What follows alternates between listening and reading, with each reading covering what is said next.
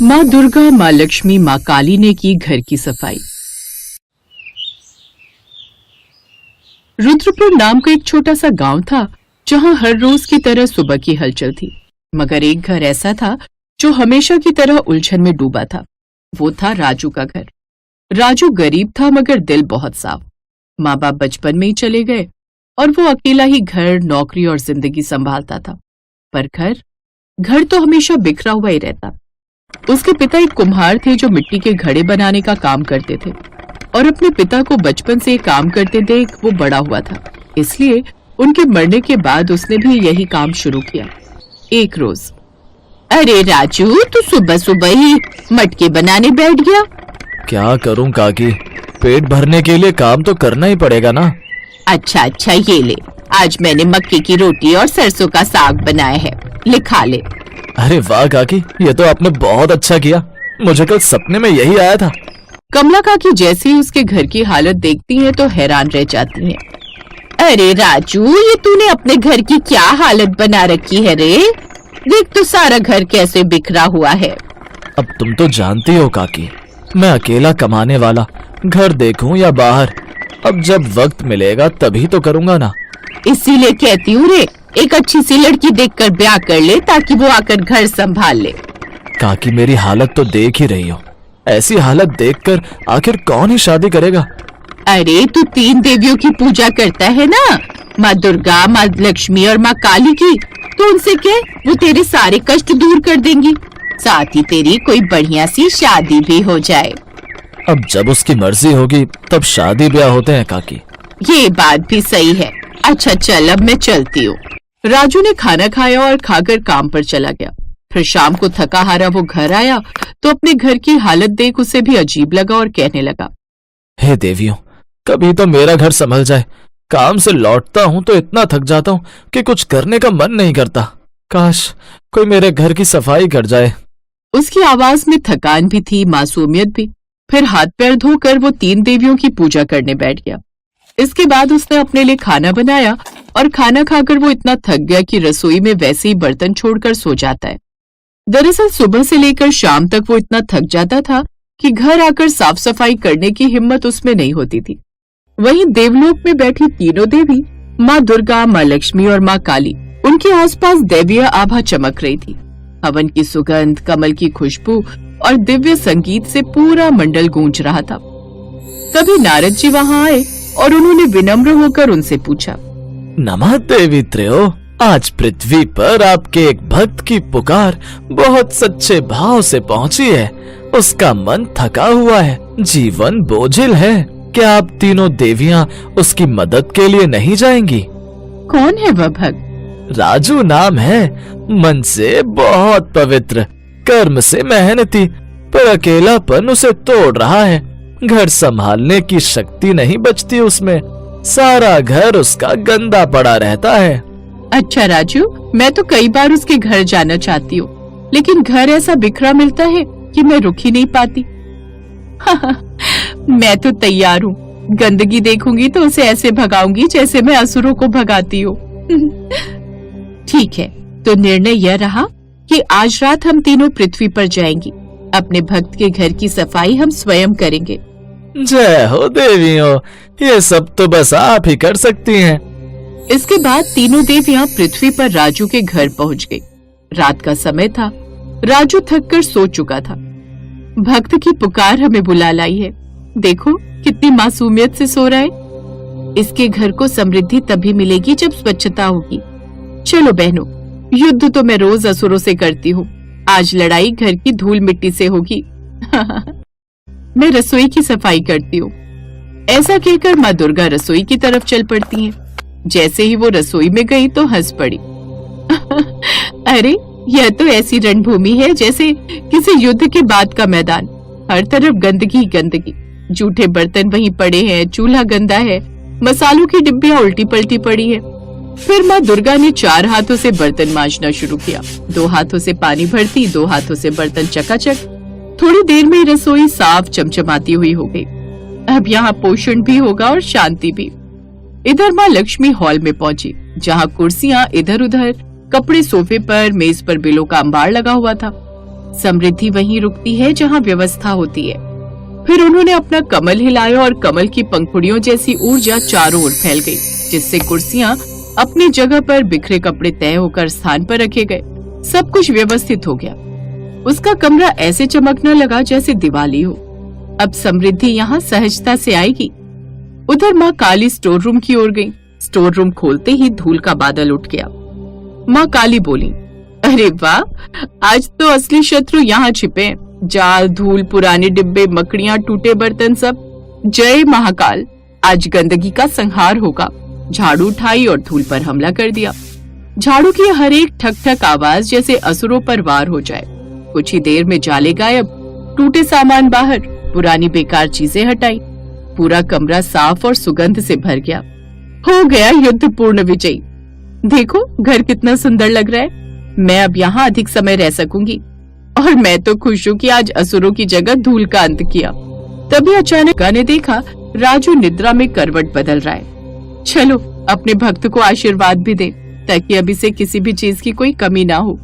वो तीनों राजू को आशीर्वाद देकर वहाँ से चली गई। फिर सुबह जब सूर्य की किरणें आई, राजू की आंख खुली। अरे ये क्या? ये मैं किसके यहाँ आ गया? ये तो मेरा घर लग ही नहीं रहा। अरे नहीं नहीं राजू, यहाँ कपड़े तो तेरे ही टंगे हुए हैं और ये सामान भी। अरे ये तो मेरा ही घर है, लेकिन ये इतना साफ कैसे लग रहा है?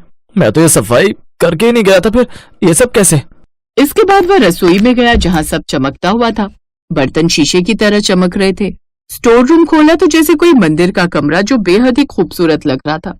उसी समय कमरे में हल्की रोशनी फैली और तीनों देवियों के दिव्य स्वर गूंजे। राजू, तेरा मन साफ है, इसलिए हम खुद आई थी रात में तुम्हारे यहाँ सफाई करवाने। जहाँ मेहनत और सच्चाई हो वहाँ समृद्धि देर तक नहीं रुकती, और जहाँ हिम्मत हो वहाँ डर नहीं टिक सकता। राजू हाथ जोड़कर खड़ा हो गया। आंखों से आंसू बहने लगे। माँ, मैं आपका कैसे आभार मानूं? मैं तो अकेला था। अब अकेला नहीं, हम सदैव तेरे साथ हैं।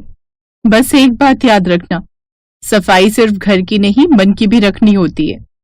और कभी हार मत मानना, तू जितना सोचता है उससे कहीं ज्यादा मजबूत है। रोशनी धीरे धीरे समाप्त हो गई। उस दिन के बाद राजू की जिंदगी बदल गई। उसका घर हमेशा साफ रहने लगा, जिससे उसका मन भी प्रसन्न रहने लगा। काम में तरक्की मिलने लगी। धीरे धीरे उसने खुद की दुकान ले ली। वो खूब तरक्की करने लगा।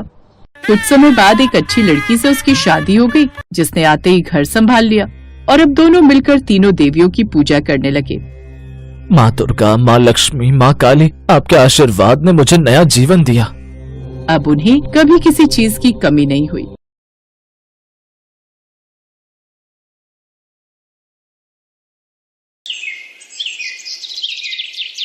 राधा को कई सालों तक बच्चा नहीं हुआ। इसी बात के लिए राधा की सास सावित्री उसे ताने देती थी।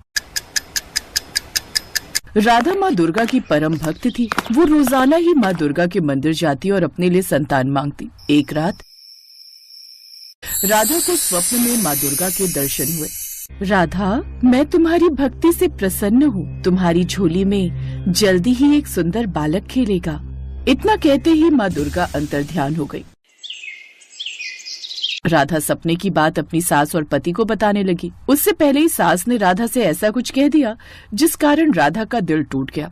राधा, अपने माता पिता को बोल देना कि हम सुरेश की दूसरी शादी कर रहे हैं। तुम तो इस घर को चिराग दे नहीं सकती हो, इसलिए हमें तो दूसरा रास्ता अपनाना होगा।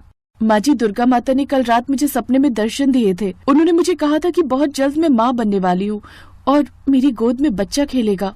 हाँ, इतने सालों में तो जैसे हमारे घर में बच्चों की लाइन लग गई हो। मुझे विश्वास नहीं है इन झूठे सपनों पर। पहले भी तुझे कई बार तेरी दुर्गा माँ ने सपने में दर्शन दिए हैं, पर अभी तक उन्होंने बच्चा तो दिया नहीं। पिछले कई महीने से तू मुझे ऐसा ही कह रही है कि तुझे माँ दुर्गा का सपना आता है। अरे सपना तो आ रहा है, सच कब होगा? माँ, इसकी बातों पर ध्यान मत दो। तुम मेरे लिए दूसरी लड़की देखना शुरू कर दो। मैं भी तंग आ गया हूँ। लोग बातें बनाते हैं कि शायद मैं ही बच्चा नहीं कर सकता, पर किसी को क्या पता कि कमी इसमें है। ये बांझ है। अचानक राधा बेहोश होकर गिर जाती है। कुछ देर बाद गांव के एक डॉक्टर ने राधा का चेकअप किया और सबको खुशखबरी दी। बधाई हो, आपकी बहू माँ बनने वाली है। क्या सचमुच हमारी बहू माँ बनने वाली है? ये तो बहुत खुशी की बात है डॉक्टर साहिबा। हम तो कब से इस दिन का इंतजार कर रहे थे। मैं अभी मिठाई लेकर आता हूँ। माँ जी, मैंने आपको कहा था ना, माँ दुर्गा ने मुझे सपने में कहा है, और देखिए मेरा सपना सच हो गया। हाँ बहू, तू सच कह रही थी। अब मुझे तुझसे कोई शिकायत नहीं है। बस अब जल्दी से इस घर में बच्चे का जन्म हो जाए तो ढेर सारी खुशियां आ जाएंगी। उस दिन से राधा की सास और पति ने उसका खूब ख्याल रखना शुरू कर दिया। इधर राधा बच्चे के आने की प्रतीक्षा कर रही थी, उधर माँ दुर्गा के चेहरे पर चिंता की लकीरें देखकर नारद मुनि उनसे इस चिंता का कारण पूछ रहे थे। हे जगदम्बा, आपके चेहरे पर चिंता की लकीरें कैसी? अब तो आपके आशीर्वाद से आपकी भक्त राधा माँ बनने वाली है। देवर्षि नारद, मेरी चिंता राधा के आने वाले बच्चे के लिए है। राधा के घर जिस बच्चे का जन्म हो रहा है, वो बच्चा अपने पिछले कर्मों के कारण एक पैर से विकलांग होगा। पर माता, आप तो ऐसी अनहोनी होने से रोक सकती हैं। देवर्षि नारद, पिछले जन्म के कुछ कर्म हमेशा हमारे साथ चलते हैं, इसलिए शुरू के 5 वर्ष तक इस बच्चे को अपने पिछले जन्म के कर्म काटने होंगे। उसके पश्चात ही मेरी कृपा से ये बच्चा फिर से ठीक होकर चलने लगेगा। राधा मेरी परम भक्त है। मैं जानती हूँ उसका आने वाला बच्चा भी इस जन्म में मेरा भक्त बनेगा और मेरी ममता से वो सभी कठिनाइयों से बचता रहेगा और फिर राधा के जीवन के सारे दुख दूर हो जाएंगे। बस राधा को मुझ पर पूर्ण विश्वास और संयम रखना होगा। कुछ समय बाद माँ दुर्गा के आशीर्वाद से राधा एक बहुत ही सुंदर बालक को जन्म देती है, पर बालक जन्मजात विकलांग है। ये बात जब उसकी सास और पति को पता चलती है तो फिर से उनका व्यवहार खराब हो जाता है। हमारे तो भाग्य ही फूट गए। बताओ, इतने समय बाद औलाद हुई, वो भी अपाहिज। अरे तेरे लंगड़े बेटे का हम क्या करेंगे, मनहूस कहीं की। माँ, मैं तो कहता हूँ इसे इसके बेटे के साथ यहाँ से मायके भेज दो। मैं इस लंगड़े को बिल्कुल नहीं देख सकता। ऐसा मत कहो, अभी मेरे बच्चे को बड़ा तो होने दो। अभी तो इसे जन्म लिए हुए 4 दिन नहीं हुए और आप दोनों इस पर ऐसे जुल्म कर रहे हो। मैं अपने बेटे को पाल लूंगी, आप लोगों को कभी तंग नहीं करूंगी। मैं इसे पालने के लिए खुद मजदूरी करूंगी। जो करना है अपनी माँ के घर करना, हम इसे यहाँ नहीं रखेंगे। राधा की सास और पति ने उसे घर से निकाल दिया। राधा रोती हुई अपने बच्चे को लेकर मायके आ गई और उस दिन से राधा ने खुद से मजदूरी करना शुरू कर दिया। राधा ने अपने बेटे का नाम तिलक रखा। तिलक धीरे धीरे बड़ा होने लगा, पर वो चल नहीं पाता था। राधा उसे गोदी में उठाकर नहलाती, धुलाती, तैयार करती और माँ दुर्गा के मंदिर लेकर जाती। तिलक राधा के साथ मिलकर माँ दुर्गा की पूजा करता। तभी मंदिर के पुजारी बाबा उसके पास आए और उससे बोले, राधा बेटी, तुम कह रही थी ना वैष्णो देवी के लिए बस जाएगी, तो मैं तुम्हें बता दूं, अगले हफ्ते वैष्णो देवी यात्रा के लिए मुफ्त बस सेवा दी जा रही है। तुम चाहो तो वैष्णो माता की यात्रा पर जा सकती हो। तुम्हारा मन था ना तिलक को माता वैष्णो के दर्शन कराने का। हाँ पंडित जी, मन तो बहुत है तिलक को माँ दुर्गा के मंदिर वैष्णो धाम ले जाने का। वैसे इससे अच्छा मौका मिलेगा भी नहीं। मैं चली जाऊंगी पंडित जी, आप मेरे लिए बोल दो। राधा बहुत खुश थी। वो अपनी माँ के साथ बेटे तिलक को लेकर वैष्णो देवी की यात्रा पर जाती है। कटरा पहुँचने के बाद वो लोग वैष्णो देवी की चढ़ाई शुरू करते हैं। कुछ घंटे बाद राधा वैष्णो धाम पहुँचती है। राधा तिलक को वहीं एक बेंच पर बिठा देती है। माँ, आप तिलक का ध्यान रखो, मैं प्रसाद खरीद लूँ, फिर हम दर्शन को चलेंगे। ठीक है बिटिया, तू प्रसाद ले आ, तब तक मैं तिलक को देखती हूँ। राधा प्रसाद लेने के लिए चली जाती है। नानी माँ, मुझे बहुत प्यास लगी है, पानी पीना है। पानी पीना है बेटा, मैं सामने नल से लेकर आती हूँ। राधा की माँ तिलक के लिए पानी लेने चली जाती है, पर जब वो वापस आती है तो तिलक गायब था। राधा भी तिलक को ना पाकर घबरा गई। दोनों ने भवन पर इधर उधर तिलक को ढूंढना शुरू किया। सबसे पूछा पर कोई भी नहीं जानता था। माँ, तिलक कहाँ गया? वो तो चल भी नहीं पाता है। हे माता रानी, मेरा बच्चा कहाँ है?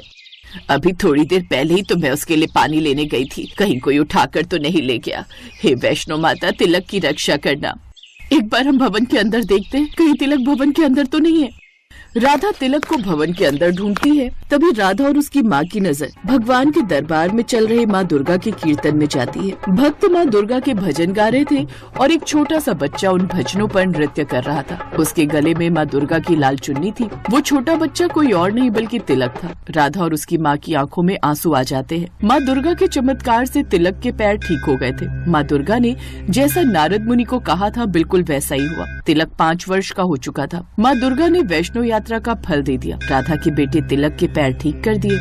हे देवी मैया, आपका लाख लाख शुक्र है। आपने अपने चमत्कार से मेरे बच्चे को ठीक कर दिया। मेरा तिलक खेलने कूदने लगा। आपकी जय हो दुर्गा मैया, आपकी सदा ही जय हो। राधा खुशी खुशी वैष्णो देवी की यात्रा करके वापस लौटती है। अब उसका बेटा तिलक बिल्कुल ठीक हो चुका था। सुरेश और उसकी माँ को जब ये बात पता चलती है कि तिलक चलने फिरने लगा है तो वो राधा को वापस बुलाने के बारे में सोचते हैं, पर राधा उन्हें साफ मना कर देती है। शायद राधा का ये फैसला बिल्कुल सही था। दुख की घड़ी में उन दोनों ने उसका साथ नहीं दिया, उसे घर से निकाल दिया, इसलिए तिलक पर उनका कोई हक नहीं था।